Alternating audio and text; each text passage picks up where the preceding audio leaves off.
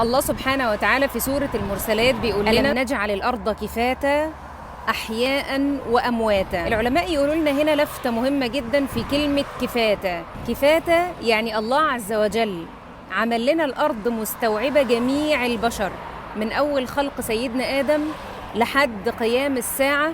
كل بني آدم وكل كائن حي مات فهو موجود داخل الأرض دي. وربنا سبحانه وتعالى يقول لنا يومئذ تحدث أخبارها.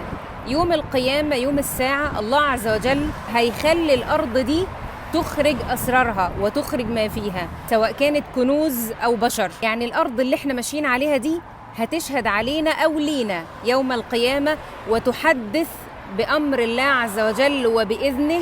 هتحدث عن جميع أخبارها وعن كل اللي حصل عليها. هتشهد على اللي حصل دلوقتي في كل مكان في الأرض من ظلم من البشر، ده حصلت عليها من قتل وظلم. كل ده الأرض هتقوله وهتشهد على البشر من أول خلق سيدنا آدم لحد دلوقتي. وهتشهد كمان أعمال الخير اللي حصلت عليها، وكل واحد عمل على الأرض دي شيء هتشهد له. فنسأل الله عز وجل إن تكون شهادة الأرض دي يوم القيامة لينا مش علينا.